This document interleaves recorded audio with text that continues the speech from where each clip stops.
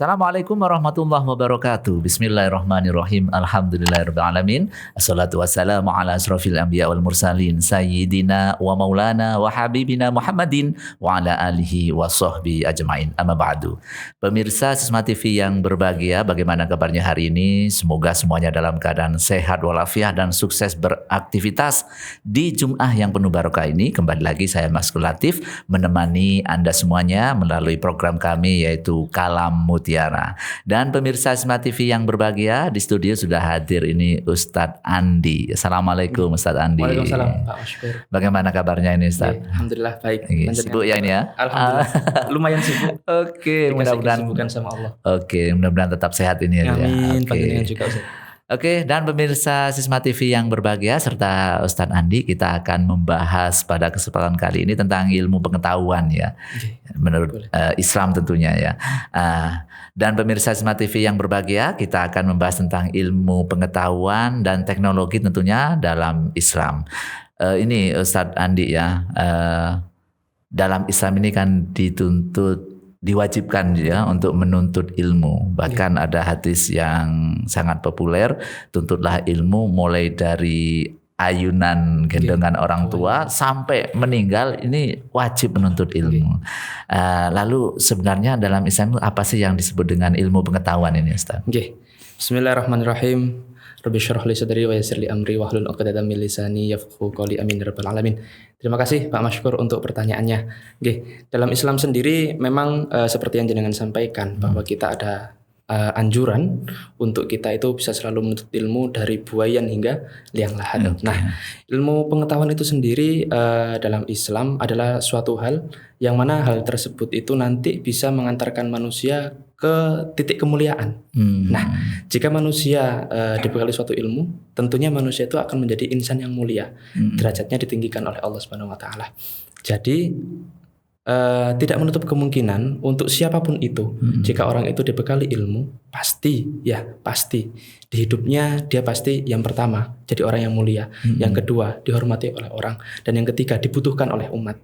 Nah, belajar dari ini tentunya pasti kita harusnya sebagai orang Islam tidak segan-segan, tidak lelah untuk selalu bisa menuntut ilmu. Seperti itu Pak Mas. Dalam hal ini ilmu apa ini Ustaz ya? Iya. Ilmu apa? Iya. Kan banyak ilmu ya. Mungkin ada ilmu hitam, ilmu putih. Terima kasih Pak Maskur. Tentunya untuk kita sebagai umat Islam itu yang mana dalam kesehariannya kita untuk mengetahui hukum-hukum ibadah. Nah, tentu pastinya kita harus membekali diri kita dengan ilmu. Yang pertama ilmu fikih. Nah, karena ini berkaitan dengan tata cara ibadah kita kepada Allah Subhanahu wa taala. Dan yang kedua, sebagai umat Islam membekali diri dengan ilmu dalam ranah akidah, keyakinan. Untuk supaya apa? Keteguhan akidah dalam hatinya tidak goyah dan tidak terkontaminasi. Berarti ketauhidannya ini ya. Betul sekali Pak Maskur. Kemudian yang ketiga terkait dengan ilmu muamalah. Nah, ilmu muamalah ini kan ilmu yang berkaitan dengan sosial masyarakat. Nah, tentu pastinya kita juga perlu membekali diri kita dengan ilmu tersebut supaya kita bisa dengan baik berinteraksi atau berkomunikasi dengan orang lain. Seperti itu. Jadi harus imbang ini Ustaz ya. Hablum minallahnya hablum minannasnya juga serta hablum minal alamnya ini ya. Betul. Ustaz, kita akan kupas lagi lebih ya, namun setelah yang satu ini. Dan pemirsa Sisma TV yang berbahagia, itulah ilmu pengetahuan yang harus dimiliki oleh manusia, yaitu seperangkat pengetahuan bagaimana hubungan antara dirinya dengan Allah, ketauhidan, ilmu fikih dan lain sebagainya. Kemudian hubungannya dengan manusia dan alam sekitar. Ini harus merupakan sesuatu yang dimiliki oleh manusia supaya hidupnya tentunya akan menjadi hidup yang sejahtera di dunia maupun di akhirat. Jangan kemana-mana, setelah ini kita akan lanjutkan.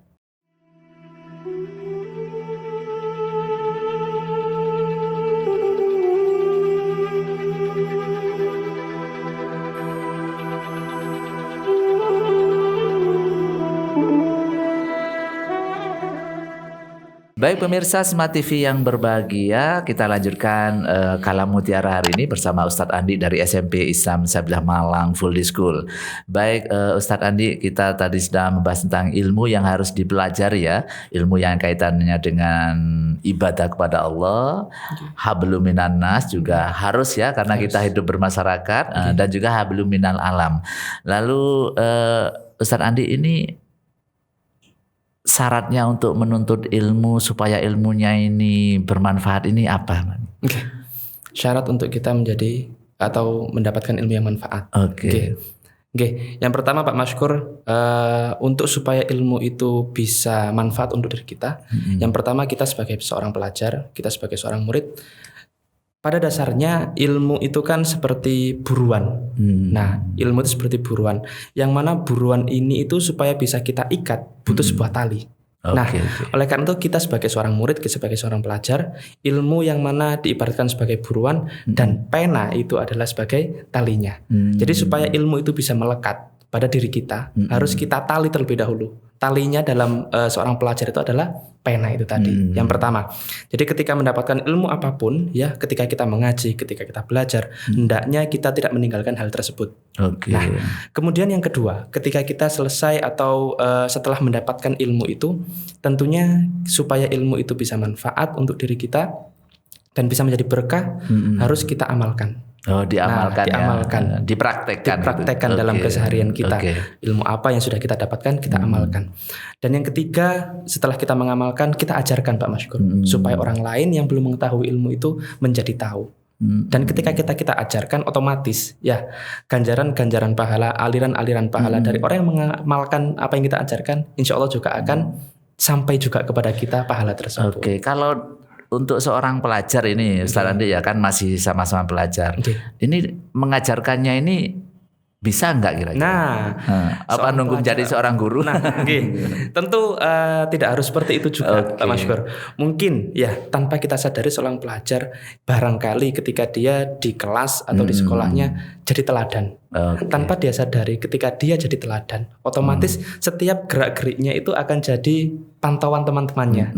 Kebaikan apa yang dia lakukan. Ketika teman itu melihat kebaikan itu, otomatis tanpa dia sadari dia sudah mengajarkan kepada orang lain tanpa dia harus mengajarkan itu. Terus bisa jadi mungkin ketika tugas kelompok itu kan ada juga ya, mungkin tanya sama temannya, ini juga termasuk mengajarkan itu, juga ya. Itu impactnya ketika kita mengajarkan langsung kepada teman kita ketika kita belajar kelompok seperti itu. Jadi ketika statusnya sebagai pelajar pun ya tidak menutup kemungkinan dia juga bisa mengajari yang lainnya. Iya, secara langsung ataupun secara tidak langsung. Seperti itu. Jadi itu ya syaratnya, jadi ilmu itu menjadi manfaat. Lalu dalam Islam posisi ilmu pengetahuan itu seberapa pentingnya sih, Ustaz? Seberapa penting kedudukan atau posisi sebuah ilmu pengetahuan? Tentu Pak Maskur, sebuah ilmu pengetahuan itu mempunyai kedudukan yang sangat tinggi, dalam artian sangat vital. Maka dari itu kenapa kita sebagai umat muslim bukan dianjurkan ya, hukumnya fardu ain. Wajib. Kalau fardu ain itu wajib. Harus. Nah, nggak mungkin kita bisa mencapai suatu titik tanpa kita harus belajar, tanpa membekali diri kita dengan yang namanya ilmu. Nah, karena hukumnya fardu ain, sudah barang tentu, sudah pastinya kita harus selalu untuk menuntut ilmu. Karena dari Rasulullah SAW sendiri juga mengatakan, thalabul ilmi fardhatun ala kulli muslimin wal muslimat. Nah, tutlah talabul ilmi fardhatun ala kulli muslimin wal muslimat. Menuntut ilmu hukumnya adalah fardu ain atau wajib untuk orang muslim dan muslimah. Nah, seperti itu. Dan tentunya Ustadz ya, untuk menuntut ilmu dalam Islam tentunya tidak terbatas di kelas saja ya. Banyak ruang, banyak cara tentunya ya untuk menuntut ilmu ini ya. Ya, betul sekali Pak Maskur. Memang kebanyakan dari kita ya terlalu mengkotak-kotakkan. Dalam artian mengkotak-kotakkan itu belajar hanya ada di satu tempat, yakni di ruang kelas. Nah, padahal sejatinya pembelajaran kehidupan itu juga bisa kita dapatkan di luar. Ketika kita seumpama kita mengaplikasikan apa yang sudah kita dapatkan di sekolah. Semisal kita membagikan atau bersedekah kepada orang yang membutuhkan, itu pun juga implikasi dari belajar yang sudah kita dapatkan di sekolah, seperti itu. Dan sumber ilmu pengetahuan agama Islam tentunya nggak hanya sebatas di kelas ya, di kampus, tapi juga di masyarakat kita ya, banyak ya. Apalagi sekarang ini dunia medsos sedemikian, tapi juga harus hati-hati ini Ustaz ya. Itu yang penting. Karena kalau nggak hati-hati kita pasti akan tergelincir dan kita dikhawatirkan akan jadi budak dari media itu sendiri atau teknologi itu sendiri. Itu yang dikhawatirkan Pak. Dan bahaya ini ya. Harus punya benteng sendiri ya. Akidah sendiri juga pasti harus dikuatkan ya. Karena apa yang dapat kita terima melalui media sosial itu dari YouTube dan lain sebagainya, belum tentu semuanya itu positif ya.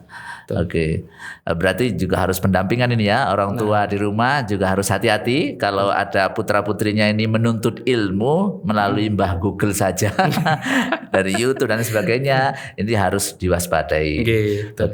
Baik pemirsa Smart TV yang berbahagia, jangan kemana-mana. Setelah ini kita akan lanjutkan obrolan kita tentang ilmu pengetahuan dan teknologi dalam Islam.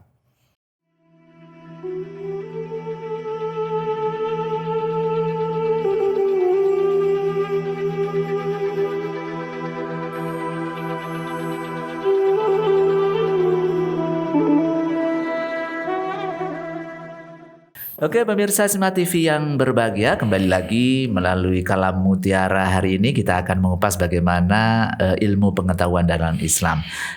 Ustadz Andi ya, ilmu pengetahuan dan teknologi ini kan selalu beriring ya. Teknologi adalah bagaimana memanfaatkan ilmu pengetahuan yang dimiliki. Tentunya ketika memanfaatkan ilmu pengetahuan ini kita juga harus hati-hati karena ada rambu-rambu agama ya. Ini boleh, ini tidak dan lain sebagainya. Lalu bagaimana ini cara bijaksananya Ustadz Andi supaya ilmu pengetahuan yang kita miliki ini juga selaras dengan ajaran Islam gitu. Terima kasih Pak Mashkur. Akhir-akhir ini, dewasa ini mungkin memang banyak sekali keluhan dari orang tua terkait dengan ini. Apalagi ketika muncul pembelajaran daring kemarin. Itu sangat karena corona ini ya kemarin. Sangat-sangat impactnya terasa sekali, terutama untuk pendidikan Ananda. Nah, ketika hal ini kemudian sudah semakin membaik kondisi yang dari tahun-tahun sebelumnya semakin membaik, ternyata iklim atau hawa yang dulu mereka rasakan itu masih terbawa sampai sekarang. Nah, itu akhirnya ketika iklim tersebut masih dibawa sampai sekarang, hingga akhirnya membuat mereka itu seakan-akan hidup dalam dunianya sendiri. Nah, ketika mereka asyik dengan dunianya sendiri, ya, kemudian hal-hal yang ada di sekitarnya itu pasti akan terabaikan. Nah, pasti bukan hanya teman tapi orang tua, keluarga dan lain sebagainya. Dan pasti ketika hal itu sudah masuk ke dalam hati mereka, ketika hal itu sudah masuk ke dalam hati mereka, maka mereka akan mengesampingkan terkait dengan kewajiban-kewajiban. Nah, ini yang sangat-sangat ditakutkan. Nah, oleh karena itu, untuk kita supaya bisa membentengi, itu sejatinya kembali kepada diri kita sendiri, kepada pribadi anak itu sendiri. Yang pertama, tahu batasan. Ini yang penting Pak Mashkur, tahu batasan. Dan juga tahu prioritas mana yang harus dilakukan. Nah, ketika dua hal ini tidak bisa dijalankan dengan baik, otomatis mereka akan tenggelam dengan dunianya sendiri. Mereka abaikan kewajiban agama, mereka abaikan perintah orang tua, mereka abaikan kewajiban mereka sebagai pelajar. Jika mereka tahu batasan-batasan itu, mereka tahu prioritas itu, insya Allah semua hal itu akan bisa dijalani dengan baik. Meskipun teknologi itu ada dalam kehidupan mereka sehari-hari. Seperti itu. Karena teknologi ini kan ya tergantung dari yang memegang ini ya. Betul. HP apapun atau lato-lato yang sekarang lagi viral ini ya. Jangan sampai keasikan dengan memanfaatkan teknologi yang ada. Sekali lagi itu tadi betul dari Ustadz Andi tadi ya, harus tahu batasan. Tahu batasan. Nah, tentunya ini orang tua dan kita sebagai pendidik ya harus selalu menanamkan itu Ustadz Andi ya. Bagaimana supaya kesenangan kita memanfaatkan teknologi yang ada itu tidak lantas mengesampingkan kewajiban. Dan ini ada cara enggak kira-kira ya supaya putra-putri kita itu bisa tertib itu ya? Oke, yang pertama mungkin bisa kembali ke lingkungan keluarga terlebih dahulu. Karena suasana keluarga juga harus kondusif ya. Harus kondusif. Dan juga seorang pendidik, seorang guru itu kan tidak bisa berjalan sendiri Pak Maskur. Pasti butuh partner. Nah, partner di sini kan orang tua. Nah, ketika yang pertama suasana di rumah itu tidak membuat mereka merasa nyaman, otomatis mereka akan membuat suatu jalan pelarian, istilahnya seperti itu. Jadi kembali lagi sebenarnya iklim keluarga itu seperti apa? Jika iklim keluarga itu harmonis, kondusif, nyaman untuk mereka, pastinya hal-hal yang seperti itu tidak akan berlarut-larut mereka lakukan. Nah, bagaimana ketika orang tua itu bisa mengajarkan pentingnya berkomunikasi dengan orang tua, bagaimana pentingnya mereka itu bisa berinteraksi dengan keluarga. Insya Allah mereka itu ketika di rumah, ketika mendapatkan itu mereka akan bisa menjalankan dengan baik. Tapi bertolak belakang jika ternyata iklim di rumah itu tidak berjalan dengan baik, maka larinya mereka kemana? Ya ke hal-hal tersebut. Mereka akhirnya melakukan tindakan-tindakan yang kurang baik, mohon maaf ya, mungkin mengakses hal-hal yang negatif, ya diam-diam, kemudian di luar ternyata mereka melakukan tindakan yang kurang baik juga. Nah, itu yang pertama. Yang kedua, pengawasan dari orang tua. Kemudian yang ketiga, bimbingan juga dari gurunya. Dan nggak boleh nggak boleh putus asa nih kalau menghadapi anak-anak ini. Kalau sudah putus asa otomatis nanti akan bahaya juga untuk anak-anaknya. Seperti itu. Oke, Ustaz Andi, mungkin yang terakhir, sebagai kesimpulan, bagaimana sih mulianya orang yang memiliki ilmu pengetahuan yang tinggi dan bagaimana memanfaatkan ilmu dengan baik itu dalam Islam? Bismillahirrahmanirrahim. Terima kasih Pak Maskur untuk pertanyaannya. Ini mengingatkan lagi dari sebuah hadis yang disampaikan oleh Nabi Muhammad SAW. Utlubul ilma minal mahdi ilal lahdi. Ya, tuntutlah ilmu dari buayan hingga liang lahat. Dari hadis ini sudah bisa kita tarik kesimpulan bagaimana Rasulullah SAW sudah sangat-sangat menganjurkan umatnya untuk menuntut ilmu. Bahkan dari dalam buayan, bahkan ketika nanti kita kembali ke liang lahat. Nah, dari ini itu juga menunjukkan atau Rasulullah menyampaikan pesan kepada kita bahwa kedudukan ilmu itu sangat tinggi, sangat vital. Maka dari itu mengapa beliau memberikan suatu hukum kepada ilmu ini adalah fardhu ain. Itu mengartikan, mengindikasikan bahwa ketika orang itu tidak bisa menuntut ilmu, mengabaikan dirinya dengan menuntut ilmu, itu pasti orang itu akan menjadi orang yang seperti apa ya Pak Maskur ya? Kayak tidak bermanfaat dalam hidupnya. Karena ilmu itu sendiri adalah ruh. Nah, coba kita bayangkan bagaimana jika jiwa itu tanpa ruh, mati jiwa itu. Jadi ilmu itu ibarat ruh. Ketika ilmu itu sudah melekat pada diri seseorang, maka ruh dalam jiwa orang itu atau dalam raga orang itu akan hidup. Jadi orang itu meskipun kecil akan menjadi tinggi atau besar. Jadi ketika orang itu besar tapi tanpa dibekali ilmu, maka orang itu juga akan rendah. Jadi titik kemuliaan seseorang itu ditentukan oleh ilmu tersebut. Sepandai-pandainya orang atau setinggi-tingginya orang atau sebesar-besarnya orang, jika orang tersebut tidak ada ilmunya, ya tidak membekali diri dengan ilmu, maka akan kecil dirinya. Ya, tapi ketika orang yang dalam tanda kutip fisiknya kecil, tapi kalau orang itu dibekali dengan ilmu yang banyak, maka orang itu mempunyai derajat yang tinggi juga. Nah, jadi dari sini kita sudah bisa menarik kesimpulan bahwa memang penting untuk kita itu supaya bisa mencapai titik kemuliaan, yaitu satu jalannya, belajar atau mengaji dan mencari ilmu. Seperti itu. Baik Pak Maskur. Nah, mungkin kesimpulan bisa kita tarik dari sini terkait dengan tema kita, yakni ilmu pengetahuan dan teknologi. Nah, sejatinya semua hal yang ada, termasuk teknologi itu bersifat netral. Nah, kita tidak bisa menghardik teknologi itu dengan justifikasi bahwa teknologi itu negatif, tidak bisa. Karena itu kembali lagi kepada pribadi orang itu masing-masing. Bagaimana orang itu memaksimalkan teknologi yang ada. Karena sejatinya teknologi itu sifatnya netral. Jadi yang salah bukan teknologinya, adalah orangnya itu sendiri. Bagaimana mengoperasikan, bagaimana menggunakan teknologi itu. Dan juga terkait dengan ilmu itu. Ketika kita menuntut ilmu, ketika kita orang yang sudah punya ilmu, maka kewajiban untuk kita yang pertama adalah mengamalkan dan juga mengajarkan supaya kita bisa mendapatkan keberkahan dari ilmu itu dan juga kemanfaatan dari ilmu itu.